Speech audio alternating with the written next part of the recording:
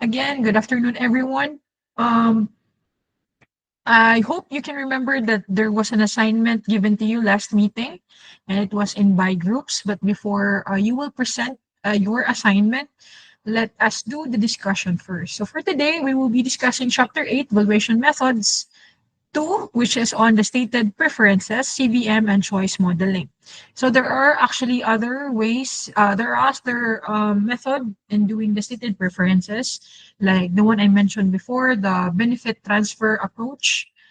Is also one of the stated preferences. But in our class, we will only be discussing these two methods. So I hope you were able to get um, our discussion last meeting, the three approaches in economic valuation. So we have the direct market valuation. Second is the revealed preference. And the second one is the stated preference. So that is the approach that we will be discussing today.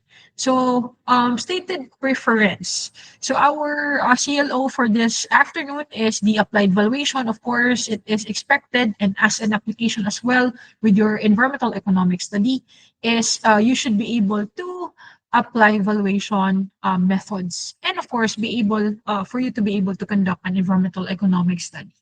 So the stated preference or SP method is actually focused on valuing non-market goods. So again, if we're going to go back to the three approaches, if we want to have the direct valuation, we go to the direct market valuation. So when you say direct valuation, direct market valuation, basically it's a straightforward method where whatever is the price or the costs in the market, then that is your valuation value, or that's your value to your environmental goods and services. When we say revealed, it is based on consumer behavior, revealed based on what is their actual behavior or observed actual behavior. So a good example to that with our revealed preference is, of course, the travel cost method and the hedonic pricing. For today's focus on the stated preference, these are actually survey-based tools, um, which is used to, of course, determine the economic value of the environmental goods and services, just like what you are doing with your environmental economics study. So basically, we are actually trying to establish the market price of a certain environmental goods or services. So for example, green funds, green financing, eco-labeling. Basically, we are trying to put a market price of your environmental goods or services that could be implied in your environmental economic study. By the way, minding everyone that it is instructed again that when we have our online class, you need to turn on your camera, because again, online class is like the same as having a class, but it's just online. So it would also mean that you need to give your full attention, you need to listen, especially with the online class. We cannot see our expressions, we cannot see hand gestures, we cannot see siplat. So again, it is reminded that everyone should turn on their cameras.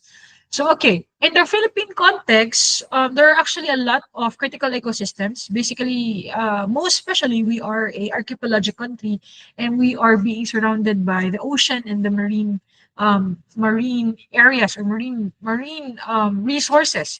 So that is why it is important. Of course, the most implied, the most used, the most employed approach in doing economic valuation is the SP, is the stated preference. Because again, it would integrate environmental benefits that are not usually seen in the market.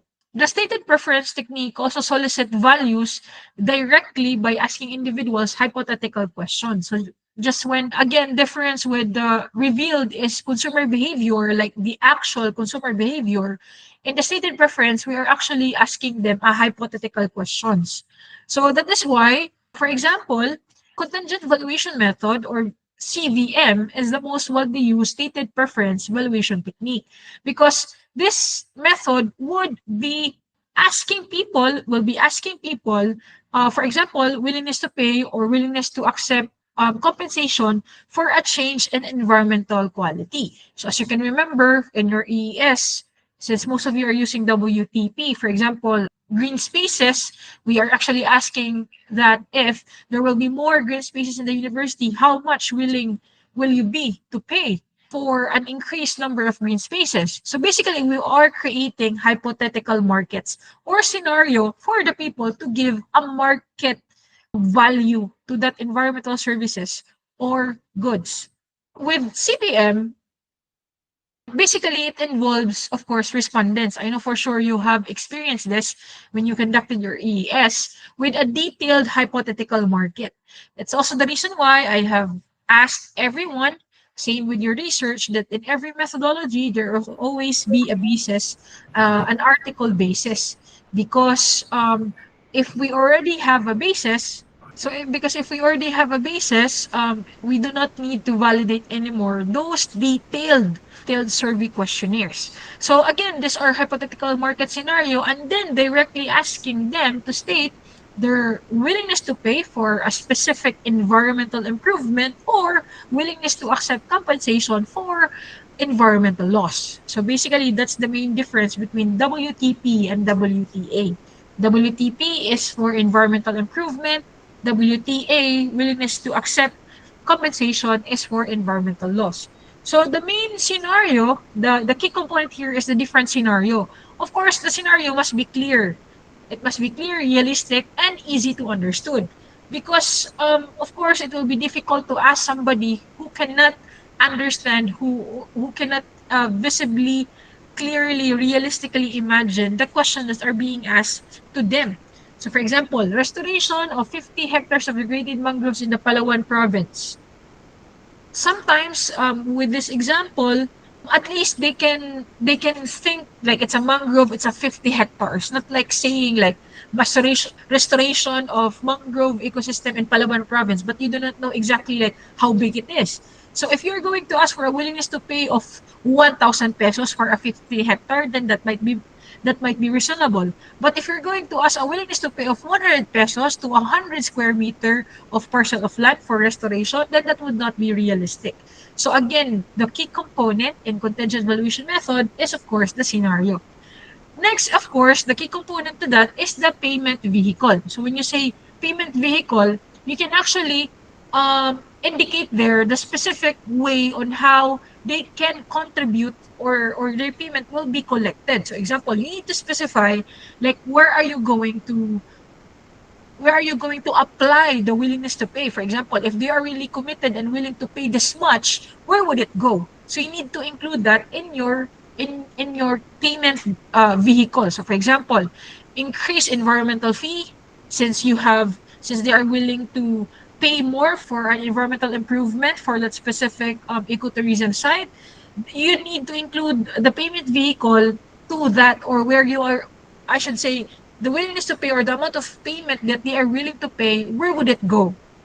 So just like with the saying with where your taxes go, it's also the same principle. So you should indicate that in your survey questionnaire. Would it go to environmental fees? Will it go to LGU tax? Or if we are not going to protect the environment, the higher water bills will rise up. So you need to include that. And of course, the real world application. So for example, the Boracay Rehabilitation Project could utilize CVM to estimate tourists and residents' willingness to pay for improved water quality. And it does directly justifying adjusted environmental fees. You need to include as well, I think everyone included this in their survey, that you need to include this application. Like if given the scenario that if you are willing to pay more or to pay for an increased number of green spaces, then therefore there will be green spaces in the university. So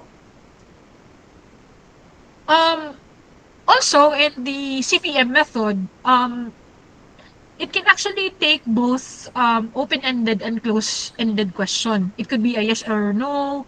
It could be dichotomous, the yes and no. It could be an open-ended or a close-ended. Of course, in an open-ended questions, respondents are asked to state their maximum WTP.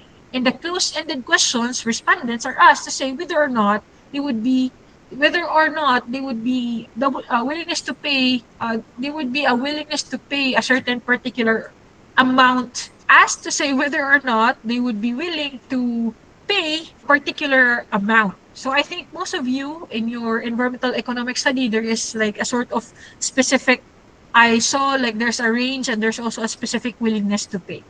So the questions must also specify the mechanisms by which payment will be made. But I think there are a few of you who did not include as to what specific mechanisms they're going to pay. Are they going to pay like on cash, or they're going to scan a QR code? I don't think you did you included that, but that's okay. In the future, when you do again another contingent valuation methods in your future work. So which in the contingent valuation, example, willingness to pay versus willingness to accept compensation. So which one should you use? Believes that have right to a clean air. So again, just like what I mentioned earlier, if it's for environmental improvement, it should be willingness to pay. If it's for the environmental loss, if it's loss, it's WTA because it is for willingness to be compensated. So, of course, WTA or willingness to accept compensation will make more sense than WTP for an improved air.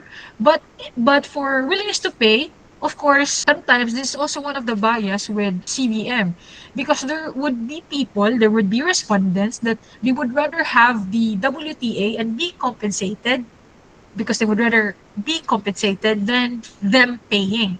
So some people would say like it's better for the environment to be degraded, just compensate me, which is actually of course wrong. But then again, it would be up to the researcher as to what would be the best method. Are we going to use WTP or WTA? But again, not general, but the most applicable to that, I would repeat again, that again, for environmental improvement, it's willingness to pay. For environmental loss, it's willingness to accept. Of course, although contingent valuation method has been used for decades, 2 decades, well, not 2 decades by now. I think for sure you have read that in your, or as you find articles relating to CVM, for sure it's not 2 decades. I think already maybe like 3 decades or 4 decades already, researchers and scientists are using CVM. There are also still considerable controversy over whether it adequately measures people willingness to pay, because again there are biases. So of course these arguments are based on informational issues, and at the same time I would say commitment of the people, because there are cases that sometimes when you ask the respondents, they do not really indicate the real value. When you say the real value, like how willing are they? Sometimes they would indicate 20 pesos, but actually in the real sense, if they will be paying it today or the moment that you are asking them during the interview, maybe they are just willing to pay only 5 pesos. So that's one of the biases that or problems that we encounter with contingent valuation method. So of course it also revolves around the fact that people do not actually and really value the environment. So they are actually not sure if they are really willing to pay. Because then again, people would just always go, I'll go back again to my previous example, a repeated example, again, with the 1 liter of gasoline. When we buy a 1 liter of gasoline, it's only like 60 pesos, right? So basically, the 60 pesos is for the logistic, transportation, distillation process of the gasoline. But people do not, and people would think like, 1 liter of gasoline is only 60 pesos or it's 60 pesos. But the people actually do not integrate and do not put value on how the environment created the gasoline, which would actually take geologic time. With that, of course, since us as people would only, of course, look at on the gasoline as like a 60 pesos per liter. So that's the problem again with environmental economic valuation, because people do not practice environmental valuation. So of course, another issue as well with CVM, it's expressed WTP, because sometimes when respondents answer the WTP question, the willingness to pay question, sometimes they feel good, like, oh yes, I'm very much willing to pay 100 pesos, to feel good and to feel like I am helping the environment. But then again, the issue would be is, what if it is not true? So if it's not true, like they're just because they feel good about it anyway, this is just a survey, I won't pay for it anyway. Yet, it would now create bias because that would be an overestimation of the willingness to pay. So that's the problems with the CVM. And at the same time, respondent also sometimes like what I mentioned earlier, most of the respondent, or I would say not most, but some for sure, question other issues aside from, for example, willingness to pay. For example, there's a problem with air pollution. And for you to improve the visibility due to air pollution, you would be asking the respondents as to how much are they willing to pay for us to have an improved visibility. So the respondent would think of it, since it is an air pollution and the visibility is reduced. Sometimes the respondent would think as well that if air quality is polluted, and for example, everyone is using masks because it's polluted, then the respondent would think as well that our health risk is also increased, because again, some environmental problems are connected to some other problems as well. So if your specific question is for improved visibility due to air pollution, and the respondent you're asking is also thinking about the high health risk because of the air pollution, and the respondent would answer a higher WTP, then that would also be another bias, because that would be considered as double counting. So if that would be a double counting, then that would be an over calculation of your willingness to pay. Over calculation because again, your question is only focused on improved visibility due to air pollution, and it does not include the health risks. So that's one of the biases and problems with willingness to pay. But then again, of course, in every method, whichever method that we are going to use, there is always, a scope and limitation, and there's always the strength and the weaknesses of it.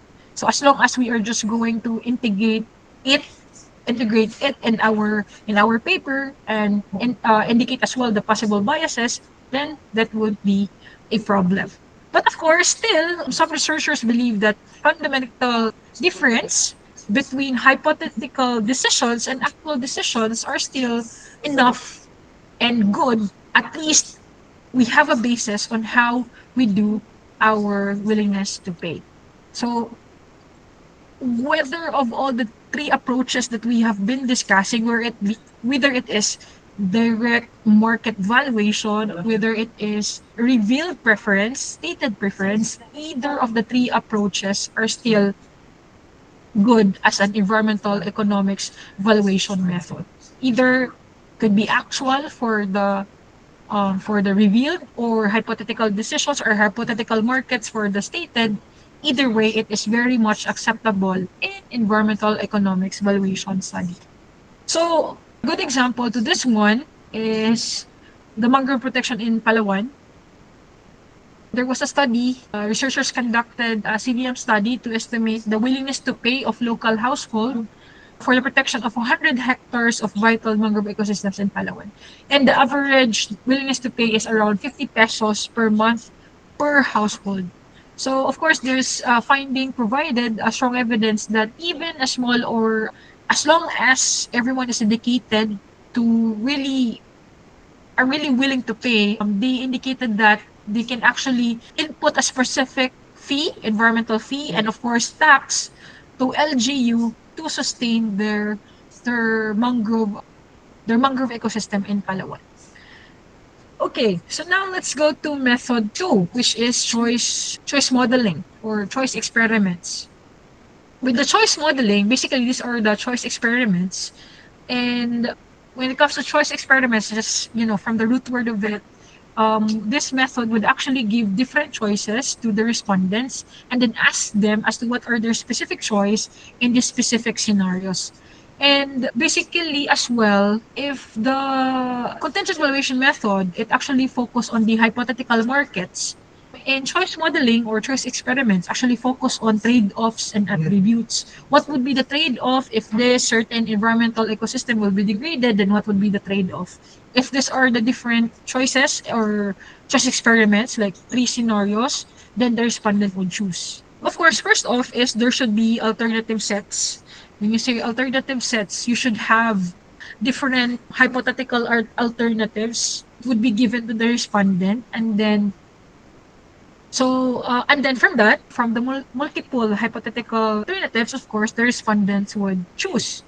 At the same time, in your alternative sets or in your hypothetical alternatives, there should be a varying attributes because again, how would it be called as a choice modeling or a choice if there are no varying attributes to your hypothetical alternatives? So for example, like different pricing or different biodiversity level or different access, it needs to be of course varied for the choice modeling or choice experiments. And also this method actually could be done simultaneously. When you say simultaneously, you can actually conduct choice modeling and at the same time conduct your CVM. Or you can also use the results of your choice modeling as a support to your results of your CVM.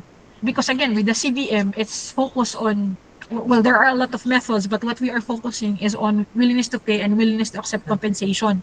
So from that data set that you already have your willingness to pay or willingness to accept compensation, you could have another set of data where respondents would be asked as to which choices would they rather go, because in the willingness to pay, how much willing are they to be compensated or willingness to pay for a certain environmental improvement. On the other hand, they also have a choice whether they would go for this different hypothetical scenarios.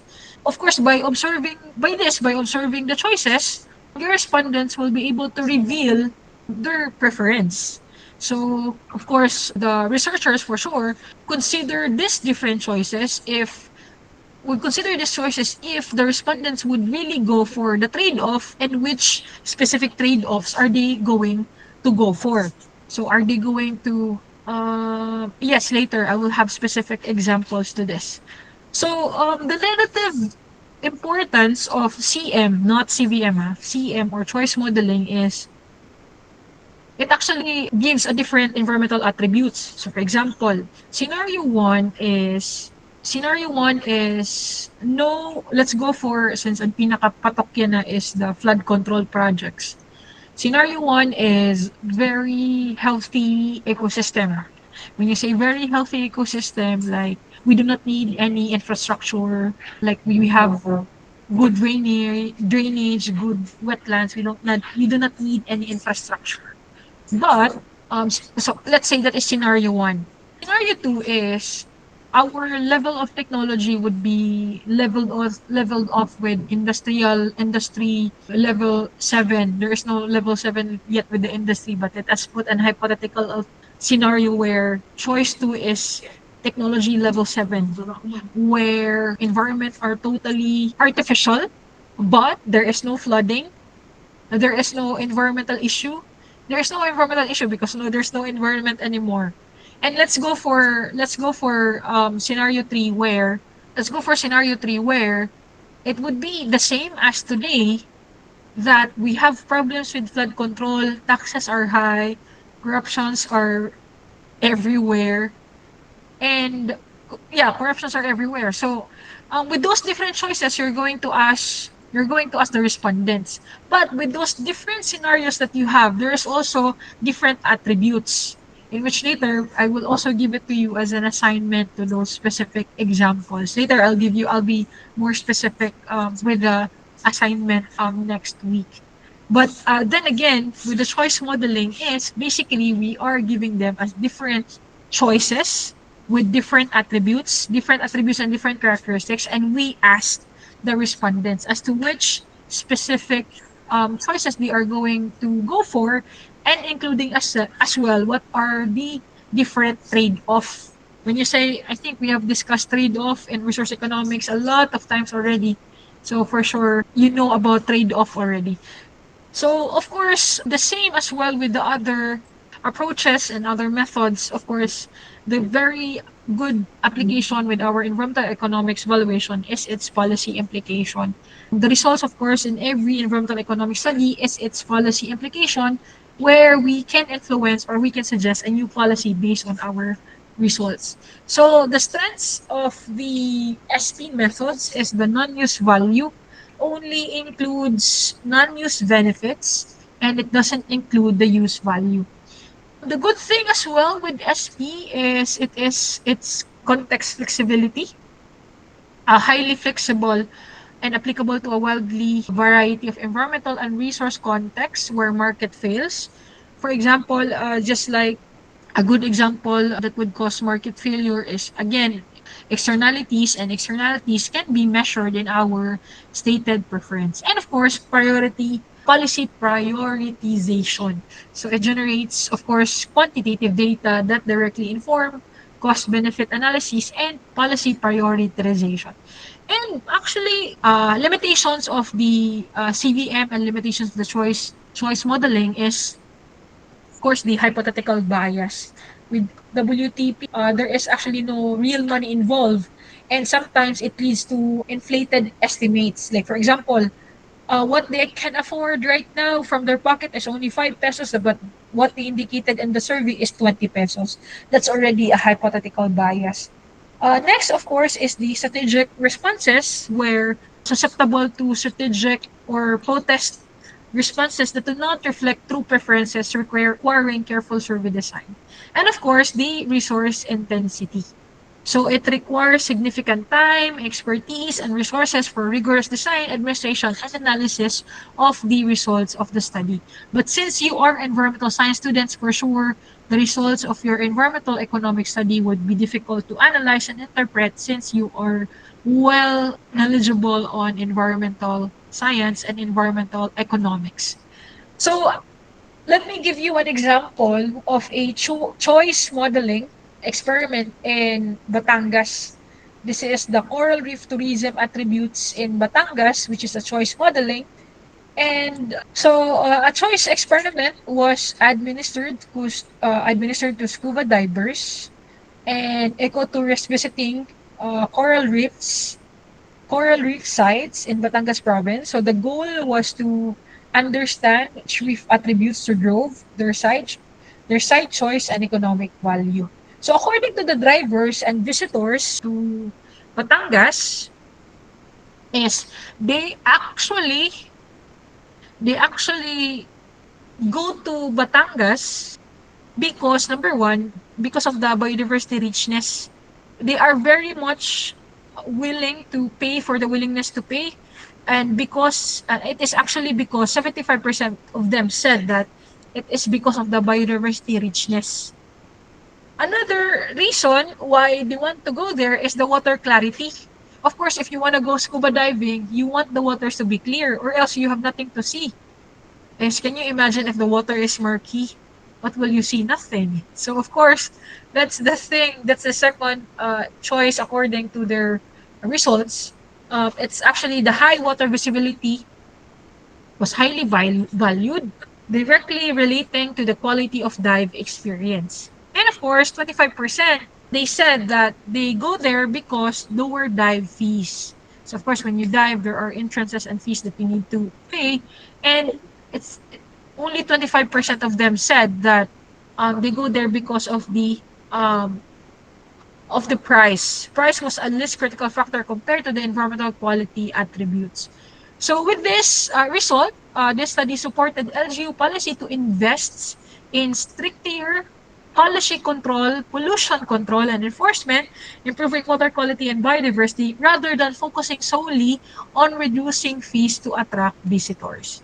So again, just like what I have mentioned with everyone, that I hope and pray in the future that your environmental economic study, well, not only on your batch, but on the following batches as well, that your environmental economic study is an application to your environmental economics as part of your laboratory, that our policies in the university will be influenced based on our results. So questions so far with CVM and choice modeling.